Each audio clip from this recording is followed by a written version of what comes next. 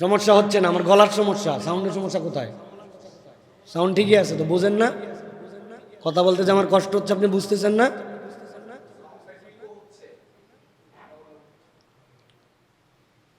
কথা শেষ করে দেই তাহলে।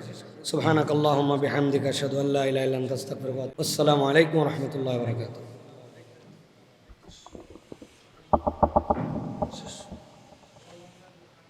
শরীরটা আজকে বেশি ভালো না, মানসিকভাবেও পুরা বাংলাদেশের মানুষের মতোই আমাদেরও মানসিকভাবে যে কষ্ট, সেটিও মানুষকে অনেক প্রভাবিত করে। তারপরেও আল্লাহ রাব্বুল আলামিনের কাছে আমরা কৃতজ্ঞ যে আল্লাহ রাব্বুল আলামিন আমাদেরকে এমনভাবে এমন একটি সময়কে অতিক্রম করাচ্ছেন যেটি বাংলাদেশের ইতিহাসে একটি টার্নিং পয়েন্ট। আমরা যদি আমাদের সিদ্ধান্তগুলিকে সঠিকভাবে, আমাদের জেনারেশনকে যদি সঠিকভাবে গাইড করতে না পারি, তাহলে বাংলাদেশের ভাগ্যাকাশে নির্মম পরিণতি আছে। আর যদি আমরা আমাদের প্রজন্মকে, আমাদের জেনারেশনকে আমরা যদি সঠিকভাবে গাইড করতে পারি, তাহলে এই প্রজন্মের দ্বারা বাংলাদেশের সত্যিই পরিবর্তন করা সম্ভব। এই জন্য প্রিয় ভাইয়েরা, আপনারা কম বেশি সকলেই জানেন যে আমাদের প্রিয় মুখ, প্রিয় ভাই অল্প কিছুদিনের মধ্যে একটা মানুষ কিভাবে একটা মানুষের হৃদয়ে ঢুকে যেতে পারে, এটার যদি কোনো গবেষণা হয়, এটার যদি কোনো বাংলাদেশে স্টাডি করা হয়, তাহলে ওসমান হাদি হচ্ছে একটা ব্যতিক্রম নাম। বিপ্লবী যারা হন তারা যুগে যুগে এভাবেই টিকে থাকেন। ছোট্ট হায়াত পাওয়ার পরে মানুষ এমনভাবে অন্তরে তাকে ঢুকায় নেয়, দীর্ঘ হায়াত দ্বারাও সেটা সম্ভব হয় না। এই জন্য আমরা কিছু কথা বলবো আজকে ইনশাআল্লাহ। তবে তার আগে আপনাদের কাছে আজকে জুমা পূর্বের সংক্ষিপ্ত অধিবেশনে আমি যে বিষয়টি আজকে বলবো আশা করেছি, সেটি হচ্ছে যে আমাদের যে সমাজ, আমাদের যে জেনারেশন, আমাদের যে ইয়াং প্রতিনিধিত্ব করছেন, এই মানুষগুলো নিজেদেরকে পরিচয় দেন মুমিন। কিন্তু মুমিনের একটা বড় পরিচয় হচ্ছে, মুমিন কখনো ভীরু হয় না, মুমিন সাহসী হয়। বাই ন্যাচারালি ঈমান আপনার ভিতরে সাহস দেয়। মুমিন কাপুরুষ হতে পারে না, মুমিনের নেচারটাই হচ্ছে সে হবে সাহসী। বিষয়টা যদি ব্যাখ্যা করা হয়, তাহলে এইরকম ভাবে আমরা বলতে পারি, সূর্য যদি ওঠে আর মেঘ ভেদ করে যদি দুনিয়ায় আসে, তাহলে প্রতিবন্ধকতা না থাকলে সূর্য আপনাকে আলোকিত করবে, এটাই সূর্যের নেচার। সন্ধ্যা যদি লাগে, সূর্য যদি অস্তমিত যায়, রাত কালো, এটাই রাতের ধর্ম। তো মুমিনের ঈমান তাকে এমন ভাবে আলোকিত করবে, মুমিন ন্যাচারালি যদি তার মধ্যে ঈমান থাকে সাহসী হবে। সুবহানাল্লাহ। কিন্তু আমি জিজ্ঞাসা করতে চাই, আমাদের যে ঈমান আর যে মুমিনের দাবি, এতে কি মনে হয় যে আমরা সাহসী মুমিন? মনে হয়? হয় না। আপনাদের হতে পারে, আমার হয় না। আমার ঈমানের দুর্বলতা আছে।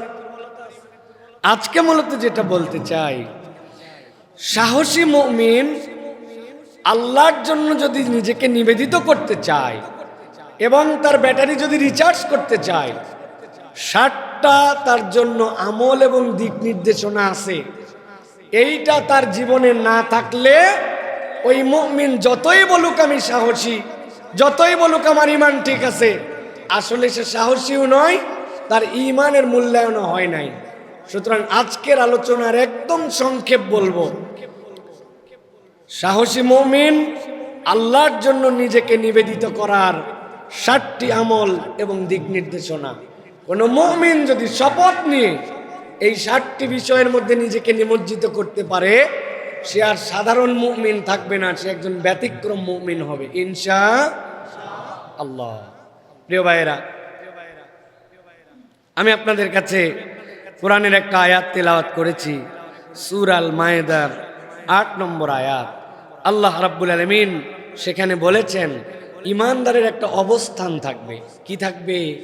একটা অবস্থান থাকবে। কোন পক্ষে সে থাকবে তার একটা অবস্থানের ঘোষণাপত্র থাকবে। আল্লাহ বলছেন, ইয়া আইয়ুহাল্লাযীনা আমানু কুনু কওয়ামিনা লিল্লাহি শুহাদাআ বিল কিসত ওয়া লা ইয়াজরিমান্নাকুম শানানু কওমিন আলা আল্লা তা'দিলু ই'দিলু হুয়া আকরাবু লিত্তাকওয়া।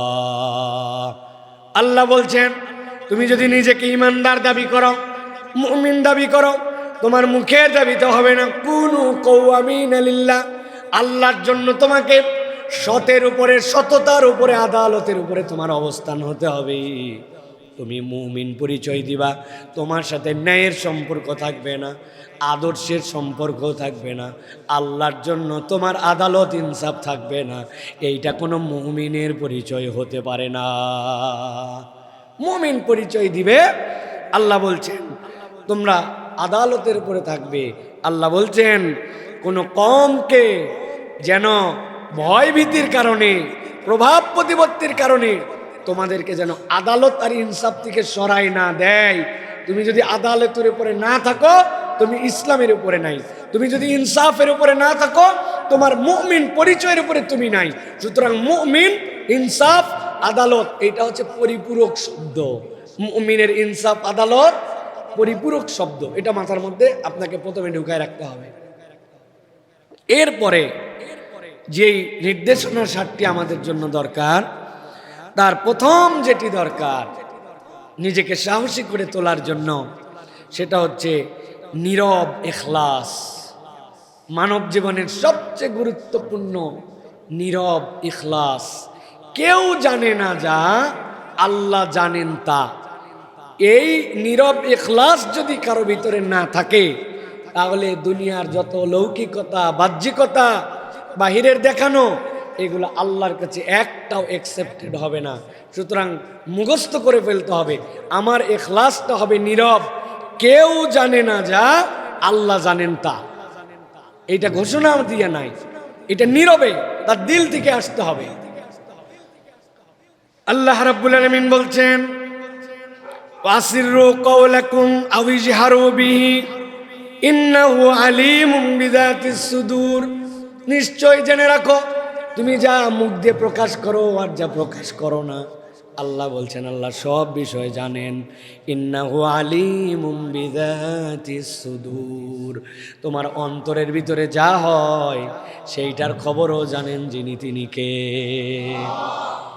আল্লাহ রাব্বুল আমিন এই জন্য বলছেন, আলা ইয়ালামু মান খালাকা ওয়া হুয়াল লাতীফুল খবীর। যিনি সৃষ্টি করেছেন তিনি কি জানেন না? আল্লাহ বলছেন যিনি সূক্ষ্মাতি সূক্ষ্ম সব বিষয়ে খবর রাখেন। আল্লাহ কোরআনে এই জন্য বলছেন, হুয়াল্লাযী জাআলা লাকুমুল আরদা যালুলা, আল্লাহ তোমাদের জন্য জমিনটাকে বৃহৎ করে দিয়েছেন, অনেক বড়। ফামশু, তোমরা চলাফেরা করো, ফি মানাকিবিহা, এই উন্মুক্ত জমিনে তুমি চলাচল করো, এইটা বিশাল প্রশস্ত তোমার জন্য। ওয়াকুলু মির রিজকিহি, আর তার রিজিক থেকে তুমি তালাশ করো। তবে জেনে রাখো, ওয়া ইলাইহিন নুশুর, আল্লাহ তোমারে একবারে ছেড়ে দেন নাই, আল্লাহর কাছে তোমাকে ফেরত আসতে হবে। 3টা আয়াত এই জায়গায়। একটা হচ্ছে আল্লাহ রাব্বুল আমিন সৃষ্টি করেছেন, আল্লাহ সব জানেন, আল্লাহ সূক্ষ্মাতি সূক্ষ্ম বিষয়ে খবর রাখেন। দুনিয়াকে বড় করে তোমাকে বিচরণ করতে বলেছেন, কিন্তু তার মানে এরকম নয় লাটাইয়ের যে গোড়াটা এটা তিনি ছেড়ে দিয়েছেন। ওয়া ইলাইহিন নুশুর, কোনো মানুষ যদি নীরবে তার ইখলাস ঠিক করে নিতে পারে যে আমার যা কিছু সব আল্লাহর জন্য নিবেদিত, আমার খুলুসিয়াত আছে, ওর থেকে বেশি সাহসী এই দুনিয়ায় আর কেউ হতে পারবে না। সে হবে চূড়ান্ত সাহসী একজন মানুষ, মুমিন। তাহলে প্রথমটা হচ্ছে নীরব ইখলাস। বলেন ইখলাস। নবী করিম সাল্লাল্লাহু আলাইহি ওয়াসাল্লাম থেকে এ বিষয়ে অনেক কথা আসছে।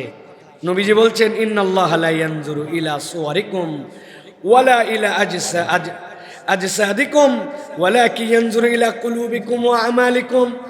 আল্লাহ তোমার শরীরটা কত বড়, চেহারাটা কত ঢকঢাক, পোশাকটা কত ফিটফাট, আল্লাহ এগুলো দেখেন না। আল্লাহ বলছেন, আল্লাহ দেখেন যে তোমার আমলটা কেমন আর তোমার অন্তরটা কেমন। এই জন্য অন্তরটা আল্লাহর জন্য নিবেদিত না হলে উপরের ফাঁপড় বেশি দিন কাজ করে না। এই জন্য প্রিয় ভাইরা, নীরবে নিবৃতে নিজের ইখলাসকে পুনর্মূল্যায়ন করতে হবে। এটা হচ্ছে ইসলামে শক্তিশালী হওয়ার প্রথম সোপান। এটা বীজ, কোন বীজ বপন করছেন এটা খুব গুরুত্বপূর্ণ। আমাদের সব ক্ষেত্রে, পড়া লেখা, আমল, এলেম অর্জন, দাওয়াত, তাবলীগ, সব ক্ষেত্রে এই নীরব ইখলাসে আমাদের ঘাটতি হয়ে যাচ্ছে। এই জন্য আমরা প্রকৃত শক্তিশালী হতে পারছি না। এটা গেল এক নম্বর। প্রিয় ভাইয়েরা, একটা বিষয় এক্ষেত্রে আমাদের জন্য জরুরি, সাহস মানে কিন্তু সবসময় সামনে আসা নয়। এমন কত সাহস আছে নীরবে আল্লাহর জন্য কাজ করতে পারাও সাহস। আপনাকে উস্কায়, যা করবি সব দেখাবি, আপনাকে উস্কাবে, কিন্তু আপনি সাহস করে সামনে না এসে সাহস করে নীরব এবং গোপন রাখা, এটাও অনেক সময় সাহস। এটাকে আমরা মনে করতেছি অনেক সময় ভীরুতা, না জানান দেওয়াকেই মনে করতেছি গোপনীয়তা। এটা বোধহয় আমার পিছিয়ে পড়া না। সব সময় সাহস মানে সামনে আসা নয়, নীরবে নিবৃতে ব্যাকগ্রাউন্ডে অনেক কাজ করাও সাহস। সুতরাং এই ক্ষেত্রেও আমাদেরকে সতর্ক হতে হবে। 2 নম্বর, অন্তরের জিহাদ। এটা হচ্ছে মানুষকে সাহসী করে, নিজেকে থামানোর সাহস। অন্তরের জিহাদ মানে কি? নিজেকে থামানোর সাহস। ফুল স্টপ দিব কোথায়, এইটাকে নিজের ক্ষেত্রে মূল্যায়ন করতে শেখা। এটা হচ্ছে নিজেকে সাহসী করে অন্যরকম ভাবে মানুষকে। আল্লাহ কোরআনে বলেছেন সূরা নাজিয়া 40 এবং 41 নম্বর আয়াতে, وَأَمَّا مَنْ خَافَ مَقَامَ رَبِّهِ وَنَهَى النَّفْسَ عَنِ الْهَوَى فَإِنَّ الْجَنَّةَ هِيَ الْمَأْوَى। আল্লাহ বলছেন যে নিজের আত্মনিয়ন্ত্রণ করে, নিজের নফসকে থামায় দেয়। কিভাবে থামায়? নফস চায় এইটা কর, আল্লাহ বলছেন এইটা কর। দুইটা জায়গায় তার কনফ্লিক্ট তৈরি হয়। আল্লাহকে ততদূর পর্যন্ত মানে যতদূর পর্যন্ত তার মন চায়। যেখানে যে দেখে আমার মনের সাথে মিলে না, সমাজের সাথে মিলে না, আল্লাহকে সেখান থেকে বাইপাস করে দেয়, নফসের অনুসরণ করে। এই রোগে রোগাক্রান্ত আমাদের কম বেশি আমরা সবাই, ঠিক ঠিক না ভাই? কম বেশি সবাই আমরা। আমি যেখানে মনে করছি আমার এই পর্যন্ত আল্লাহ লাগে, আমি আল্লাহ নিয়েছি, যেখানে যে আল্লাহ শেষ আমার মনে হয়েছে না। আমার নফস এখন সমাজ এইটা বলে, চাহিদা এইটা দেয়, আমি সেইটা বাস্তবায়ন করি। আপনি যদি আমাদের সমাজে দেখেন, প্রত্যেকটা ক্ষেত্রে এরকম লোক খুঁজে পাওয়া যাবে। কোনো মরা বাড়িতে যাওয়ার সময় মহিলারা পর্দাপুশিতা করে যায়, ওই মহিলাই আবার বিয়ে বাড়িতে যাওয়ার সময় এমন বেহায়া হয়ে যায়, আছে না ভাই? রমজানের শেষ দিন পর্যন্ত তার আল্লাহর জন্য ডেডিকেশান একরকম, আর পহেলা শাওয়ালে ঈদের দিনে তার ডেডিকেশান আরেক রকম। ওই মানুষটাই উল্টা হয়ে গেছে, 360 ডিগ্রি ঘুরে গেছে। আল্লাহ বলছেন তোমার এই সাহস তোমাকে কখনো সামনে নিতে পারবে না যতক্ষণ পর্যন্ত তোমার নফসকে তুমি নিয়ন্ত্রণ না করবে। এই জন্য প্রিয় ভাইরা, অন্তরের জিহাদ, নবীজি বলছেন আল মুজাহিদু মান জাহাদা নাফসাহু ফি তাআতিল্লাহ। আল্লাহর অনুসরণে যে নিজের নফসকে লাগায় দেয়, প্রচেষ্টা করায়, ওইটাই হচ্ছে প্রকৃত মুজাহিদ, ওইটাই হচ্ছে জিহাদকারী। এই জন্য প্রিয় ভাইরা, আজকের যুগে অনেক জিহাদ আছে। একটা জিহাদ শুধুমাত্র 24 ঘন্টা করে দেখেন কীরকমভাবে নফস পরিবর্তন হয়। হারাম দেখবো না, চোখ দিয়ে হারাম দেখবো না, কি অনলাইন কি অফলাইন, দেখেন কি ঠেলা, নিজের মধ্যে কি পাওয়ারফুল রিচার্জ হয়, নিজের জীবন কিভাবে সাহসী হয় আপনি টের পাবেন। কিন্তু চলতে বিলবোর্ড দেখি, রাস্তায় পোস্টার দেখি, মোবাইলে ওয়াজ দেখি, ওয়াজের মধ্যে বিজ্ঞাপন দেখি, সুযোগ পাইলে আকর্ষণীয় থাম্বনেল দেখলে ওইটার মধ্যে ক্লিক করে দেখি, ইউটিউব দেখি, ফেসবুক দেখি, মানে আমার যত ধরনের গুনাহ এর সবগুলির ইনপুট আমার চোখ এখন। এই জন্য নিজেকে, অন্তরকে থামানোর সাহস, এটা হচ্ছে নিজের সাথে নিজের জিহাদ। এইটা যদি না থাকে তাহলে এইটা প্রকৃত সাহসী মানুষ হতে পারবে না। এটা আল্লাহ রাব্বুল আলামিনের ঘোষণা প্রিয় ভাইরা। এই জন্য আমাদের 2 নম্বর মনে রাখতে হবে যে জিহাদটা আমার অন্তরের সাথে করতে হবে সবার আগে, যে আমার অন্তরকে আল্লাহর দিকে আমি মুখাপেক্ষী করতে পেরেছি কিনা। 3 নম্বরে একা হলেও হকের পক্ষে থাকা। আপনি একা, কেউ আপনার সাথে নাই, কিন্তু আপনি হকের পক্ষে আছেন। এটা হচ্ছে একটা স্পিরিচুয়াল পাওয়ার। এটা হচ্ছে এমন একটা পাওয়ার, যেই পাওয়ার আপনাকে এমন সাহসী করে তুলবে আপনি কল্পনাও করতে পারবেন না। কোরআন আমাদেরকে বলছে, আল্লাযীনা ক্বালা লাহুমুন নাস ইন্নান নাসা ক্বাদ জামাউ লাকুম। একদল লোক নবীজি সাল্লাল্লাহু আলাইহি সাল্লাম পাঠিয়ে দিলেন তাদেরকে জিহাদের জন্য। তারা সংখ্যায় 70 জনের মতো কাফেলা। তারা যেখানে গেলেন, যাওয়ার পরে তাদের কাছে খবর দিল, তোমাদের সামনে যারা আসছে কয়েক হাজার, তোমরা 70 জন কি করবা? ফেরত চলে যাও, অযথায় অযথায় জীবন দেওয়ার এখানে দরকার নাই। আল্লাহ রাব্বুল আমিন বলছেন ওই বান্দাগুলা আল্লাহর জন্য এমনভাবে ডেডিকেটেড ছিলেন, এমনভাবে আল্লাহর জন্য নিজেদেরকে উৎসর্গিত করেছিলেন। আল্লাহ কোরআনে তাদের কথা উল্লেখ করেছেন, আল্লাযীনা ক্বালা লাহুমুন নাস ইন্নান নাসা ক্বাদ জামাউ লাকুম। তোমাদের জন্য বহুত মানুষ এক হয়ে গেছে, ফাখশাউহুম, তাদেরকে ভয় করো, অযথা অযথা নিজেদের জীবন বিলায় দিও না। আল্লাহ বলছেন এই কথা শোনার সাথে আগুনের মধ্যে পেট্রোল পড়লে যেরকম দাউ দাউ করে জ্বলে ওঠে, আল্লাহ বলছেন ওই মানুষগুলার ঈমান এমন ভাবে বেড়ে গেল, ফাযাদাহুম ঈমানা ওয়া ক্বালু হাসবুনাল্লাহু ওয়া নি'মাল ওয়াকিল। তাদের ঈমান এমন বাড়লো, তারা বলল আল্লাহ ছাড়া কারো প্রতি আমাদের ভরসা নাই, ভালো মন্দ করতে পারেন একমাত্র আল্লাহ। আল্লাহ বলছেন আমি তাদের কথা উল্লেখ করে দিয়েছি কোরআনে, যে একদম ছোট দল, কিন্তু কিসের উপরে অটল অবিচল?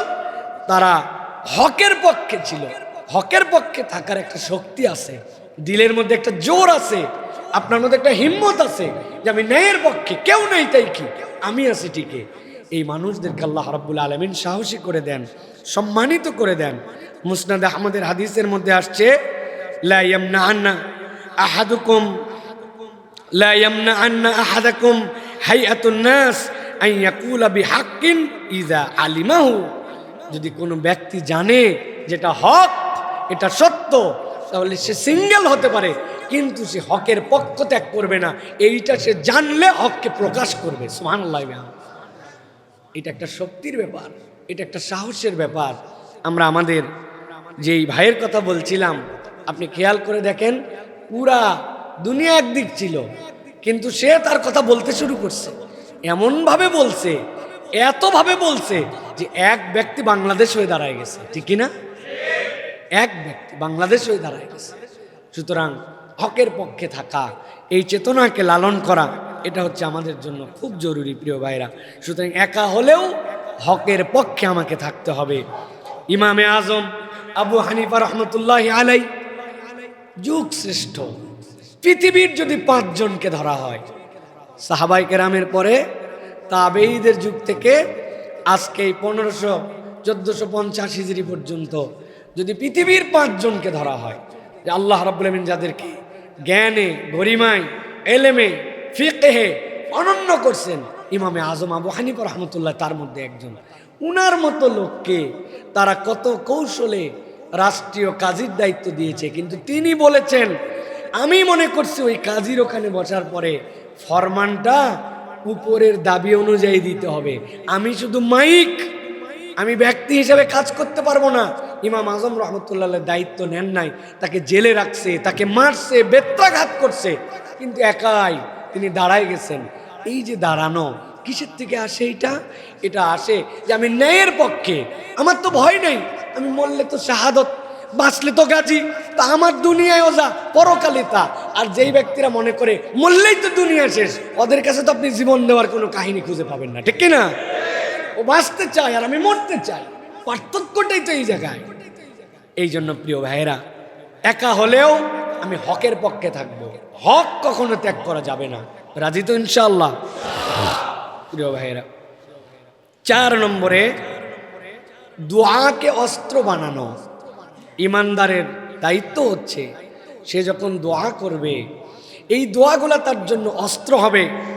এই জন্য বলা হয় যে আনকমন স্পিরিচুয়াল উইপন, এমন একটা স্পিরিচুয়াল আপনার কাছে হাতিয়ার আছে যেটা এত পাওয়ারফুল যে নবী বলছেন আদ-দুআ সিলাহুল মুমিন, মুমিনের জন্য এটা ঢাল স্বরূপ, সিলাহ তোমার জন্য এটা অস্ত্র স্বরূপ। এটা হচ্ছে আল্লাহ রাব্বুল আলামিনের পক্ষ থেকে বান্দাদের জন্য দেওয়া নিয়ামত। আল্লাহ কোরআনে বলেছেন ওয়াইযা সালাকা ইবাদি আন্নী ফাইন্নী করিব উজিবু দাওয়াতাদ দাঈ ইযা দাআন ফালইস্তাজিবু লি ওয়ালিউমিনু বি লাআল্লাহুম ইয়ারশুদুন। আল্লাহ বলছেন, ও ইমানদারেরা, তোমরা নবীর কাছে এসে জিজ্ঞাসা করো আল্লাহর ব্যাপারে, আল্লাহ রাব্বুল আলামিনের ব্যাপারে নবী আপনি জানাই দেন যে আমি আমার বান্দার খুবই নিকটে, খুবই কাছে। কত কাছে? আল্লাহ বলছেন উজিবু দাওয়াতাদ দাঈ। এই দাওয়া এখানে এটা এক বচন। আল্লাহ বলছেন সিঙ্গেল একজন কেউ যদি সিঙ্গেল একটা বিষয়ে পৃথিবীর কোথাও থেকে আমাকে ডাকে, উজিবু দাওয়াতাদ দাঈ, ডাকলে ইদা দাআন, ইজা মানে তৎক্ষণাৎ, যখনই ডাকে তখনই তিনি তার উত্তর দেন। সুবহানাল্লাহ, কোনো উত্তর আল্লাহ বাদ দেন না, যা ডাকে সে। আল্লাহ রাব্বুল আলামিন বলছেন ফালইস্তাজিবু লি ওয়ালিউমিনু বি লাআল্লাহুম ইয়ারশুদুন। আল্লাহ বলছেন তোমাদের দায়িত্ব হচ্ছে নিঃসংশয়ে আল্লাহকে বিশ্বাস করা, এটা তোমাদের দায়িত্ব। আল্লাহ বলছেন যাতে তারা সৎ পথে আসতে পারে। এখন আমাদের সমস্যা হচ্ছে আমরা দোয়াতে আল্লাহর প্রতি ভরসা পুরাটা করি না। দোয়াটা আমাদের ঠোঁটের দোয়া হয়েছে, দোয়াটা আমাদের উচ্চারণের দোয়া হয়েছে, দোয়াটা আমাদের হৃদয়ের আকুতি হয় নাই। আমি কতবার বলেছি যে কিভাবে আল্লাহ দিবে বলেন তো ভাই, দেয়টা কেমনে? আমাদের দোয়াটাই বেয়াদবি। কিভাবে দোয়া বেয়াদবি? আমি অনেক জায়গায় উদাহরণ দেই। এক লোকের বয়স 70 বছর, এই লোকের একটা বয়স্ক ভাতার সার্টিফিকেট লাগবে। এই বয়স্ক ভাতার জন্য ইউনিয়ন পরিষদ বিভিন্ন জায়গায় চেয়ারম্যান তার জন্য সার্টিফিকেট দেয় না, যে এই বয়স হয়েছে, এই লোককে বয়স্ক ভাতা দেওয়া হয়। এখন ওই লোক চেয়ারম্যানের কাছে গেছে, যাই তার কাছে তো মনের কথাটা বলতে হবে এবং তার থেকে একটা অনুমতি প্রার্থনা করতে হবে। যাওয়ার পরে দেখে চেয়ারম্যান ব্যস্ত, অনেকক্ষণ পরে অনুমতি দিছে, ঠিক আছে চেয়ারম্যান ফ্রি হয়েছে, আপনি যান, যে আপনার কথা বলেন। তার কি দরকার ভাই? বয়স্ক ভাতার সার্টিফিকেট। এখন ওই লোক গেছে, যাওয়ার পর চেয়ারম্যানের কাছে সালাম দিছে, আসসালামু আলাইকুম রহমতুল্লাহ, চেয়ারম্যান সাহেব আমার নাম আব্দুল গফুর, আমি কিন্তু বয়স হয়ে গেছে 70, আমার কিন্তু একটা বয়স্ক ভাতার সার্টিফিকেট দরকার, দ্রুত আপনি ব্যবস্থা করে দেন। গেলাম, আসসালামু আলাইকুম। চেয়ারম্যান জিজ্ঞাসা করছে পাগলাটা কে রে, কোত্থেকে আসলো, কি বলে গেল? ওই বলতেছে যে বয়স্ক ভাতার সার্টিফিকেট দরকার, আপনার কাছে আবেদন দিয়ে গেল, দেখছেন না ওর তাড়াহুড়া আছে, এই জন্য আপনার কাছে বললো। চেয়ারম্যান বলবো ওর বয়স্ক ভাতা তো দূরের কথা, ওই যেন ইউনিয়ন পরিষদের আশপাশে যেন আর না আসে। এরকম করে এই মানুষটুকুই বলবে যখন আপনি তার সাথে আচরণ করবেন। ধরেন ভাই বসেন, বসেন, কি আছে তো বোঝেন না? কথা বলতে যে আমার কষ্ট হচ্ছে আপনি বুঝতেছেন না?